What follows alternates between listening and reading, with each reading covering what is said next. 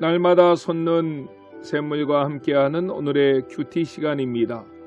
8월 17일 수요일, 오늘의 말씀은 마태복음 26장 1절로 16절의 말씀입니다. 예수께서 이 말씀을 다 마치시고 제자들에게 이르시되 너희가 아는 바와 같이 이틀이 지나면 유월절이라 인자가 십자가에 못 박히기 위하여 팔리리라. 그때 대제사장들과 백성의 장로들이 가야바라 하는 대제사장의 관정에 모여 예수를 흉계로 잡아 죽이려고 의논하되 밀란이 날까 하노니 명절에는 하지 말자. 예수께서 베다니 나병 환자 시몬의 집에 계실 때 한 여자가 매우 귀한 향유 한 옥합을 가지고 나와서 식사하시는 예수의 머리에 부으니 제자들이 보고 분개하여 이르되 무슨 의도로 이것을 허비하느냐? 이것을 비싼 값에 팔아 가난한 자들에게 줄 수 있었겠도다. 예수께서 아시고 그들에게 이르시되 너희가 어찌하여 이 여자를 괴롭게 하느냐? 그가 내게 좋은 일을 하였느니라. 가난한 자들은 항상 너희와 함께 있거니와 나는 항상 함께 있지 아니하리라. 이 여자가 내 몸에 이 향유를 부은 것은 내 장례를 위하여 함이니라.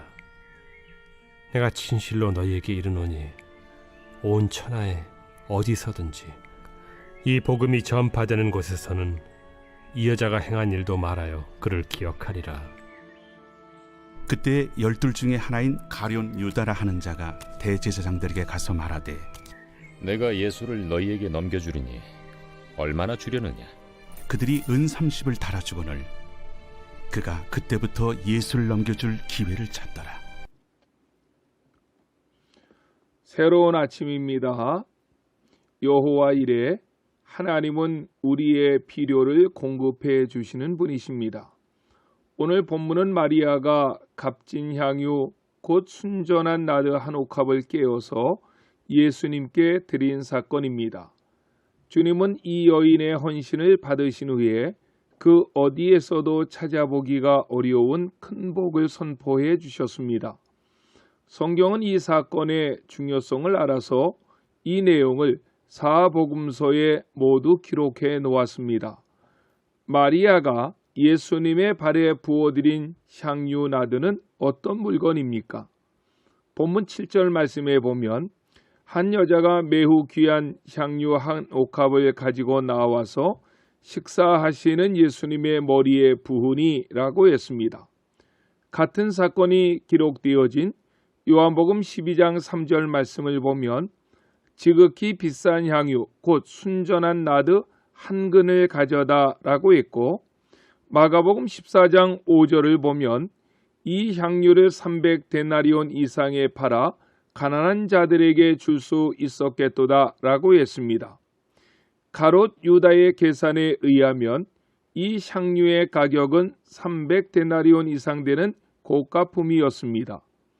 마태복음 20장 2절에 보면 예수님 당시의 노동자들의 하루 품삯이 1데나리온이었습니다. 하루 품삯을 10만 원으로 계산을 해도 3천만 원 이상이 되는 고가품입니다. 또한 당시 문화적 풍속으로 볼 때에 향유 나드는 어머니가 딸에게 전수시켜주는 가보였다고 합니다. 성경 여러 곳에 마르다, 마리아, 나사로에 대한 기록이 많지만 그 부모 이름이 전혀 등장하지 않는 것을 볼 때 부모님들은 일찍 돌아가신 듯 합니다. 마리아가 가지고 있었던 향유 나드는 아마도 어머니가 죽으면서 딸에게 물려주었던 가보였는지도 모릅니다. 그렇다면 이 향유는 어머니에 대한 추억이 깃들어진 물건일 것입니다. 그럼에도 불구하고 마리아는 예수님에 대한 은혜와 사랑이 너무도 감사해서 향유의 옥합을 깨뜨려서 예수님의 머리에 부었습니다. 주님의 머리부터 흘러내린 향유는 발끝까지 내려왔고 그녀는 자기의 머리를 풀어 흘러내리는 향유를 닦아냅니다. 유대 여인들에게 있어서 머리털은 매우 소중한 것입니다. 긴 머리는 여인의 영광의 표시였습니다. 그런데 그 머리를 풀어 남자의 발을 닦는다는 것은 당시 문화로는 도저히 상상도 할 수 없는 일입니다. 값진 향유를 담은 병을 옥합이라고 하는데 값비싼 향유를 담은 병이기에 한꺼번에 조금씩만 나올 수 있도록 목이 가늘고 길며 정교하게 만들어졌다고 합니다.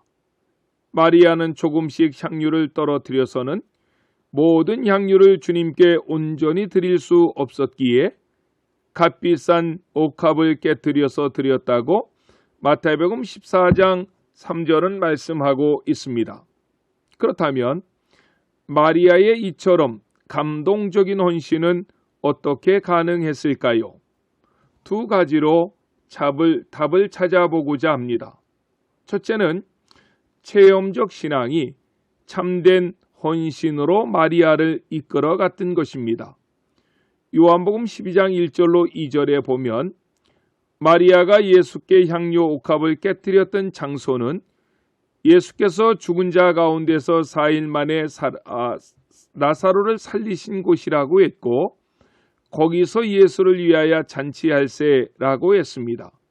즉 잔치가 베풀어진 곳은 베단이라는 마을이었습니다. 마가복음 14장 3절은 잔치가 베풀어졌던 가정에 대해서도 상세한 정보를 줍니다. 예수께서 베다니 나병 환자 시몬의 집에서 식사할 때에 라고 말입니다.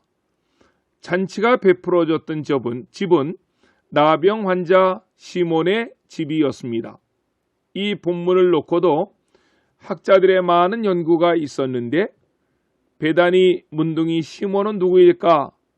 여기에 대해서 일부 학자들은 이 사람을 마리아의 남편일 것이라고 보는 사람도 많습니다.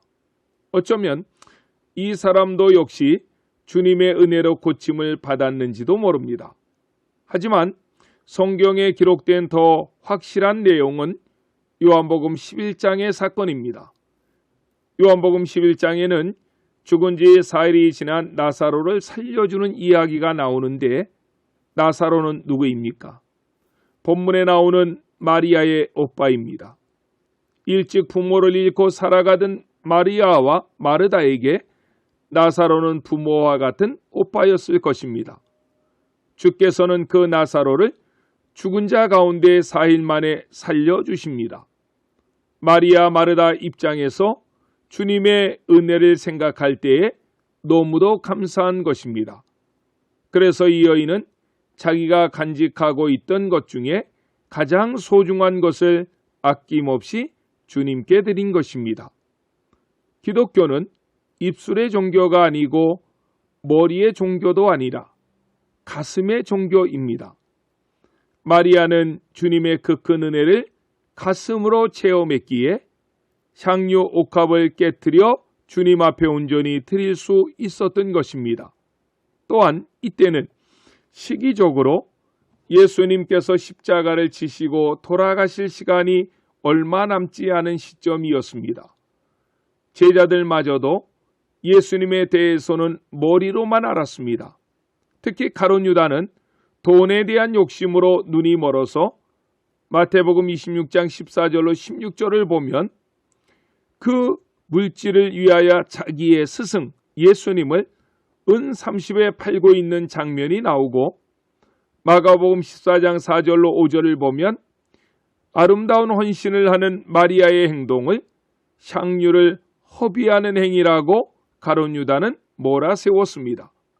허비라고 하는 말은 무가치하게 사용되는 것이란 말입니다. 마리아의 행동이 무가치한 행동입니까? 그럴 수 없습니다. 마리아의 이 귀한 헌신은 그가 가슴으로 예수님의 은혜를 체험했기 때문에 그가 가진 것 가운데 가장 소중한 것을 깨어서 드렸지만 아까움 없이 기쁨으로 주님 앞에 드릴 수가 있었던 것입니다. 둘째로 마리아와 같은 진정한 헌신은 말씀의 은혜를 맛본 사람들을 통해서만 가능합니다. 누가복음 10장 38절에 보면 마르다와 마리아가 예수님을 집으로 초대한 일이 기록되어지는데 그때 마리아는 주님의 발 앞에 무릎을 꿇고 말씀을 경청합니다. 마리아는 늘 말씀에 은혜를 사모했던 여인이었습니다. 그녀는 명설교를 한 적도 없고 기적을 베풀지도 않았고 병원도 학교도 교회도 건축한 적이 없었습니다. 그런데도 주님은 그녀를 크게 칭찬합니다. 마가복음 14장 9절에 보면 내가 진실로 너희에게 이르노니 온 천하에 어디서든지 복음이 전파되는 곳에는 이 여자가 행한 일도 말하야 그를 기억하리라고 했습니다. 더 놀라운 것은 이 여인의 헌신은 자신도 모르는 사이 예수님의 구속사를 이루었고 예언의 말씀을 성취시키는 일에 쓰임을 받았다는 것입니다. 요한복음 12장 7절에 보면 예수께서 이르시되 그를 가만두어 나의 장래할 날을 위하여 그것을 간직하게 하라 라고 했고 마가복음 14장 8절은 그는 힘을 다하여 내 몸에 향유를 부어 내 장사를 미리 준비하였느니라 라고 말씀했습니다. 예수님은 공생의 기간 동안 여러 차례 십자가에 못 박혀 죽게 된다고 예언했지만 어느 한 제자도 예수님의 장례를 준비한 사람이 없었습니다. 그러나 하나님은 한 여인의 헌신을 통해 그 일을 감당케 하신 것입니다. 피 묻은 복음을 가슴에 품고 불꽃 같은 구령의 열정으로 어두운 땅들을 누볐던 믿음의 선진들을 생각해 보십시오.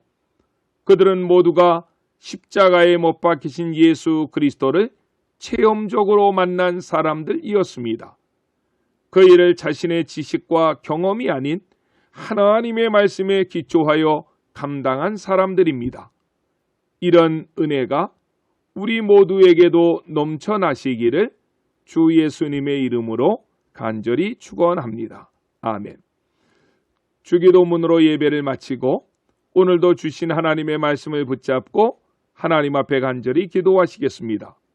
하늘에 계신 우리 아버지, 아버지의 이름을 거룩하게 하시며 아버지의 나라가 오게 하시며 아버지의 뜻이 하늘에서와 같이 땅에서도 이루어지게 하소서. 오늘 우리에게 일용할 양식을 주시고 우리가 우리에게 잘못한 사람을 용서하여 준 것 같이 우리 죄를 용서하여 주시고 우리를 시험에 빠지지 않게 하시고 악에서 구하소서. 나라와 권능과 영광이 영원히 아버지의 것입니다. 아멘.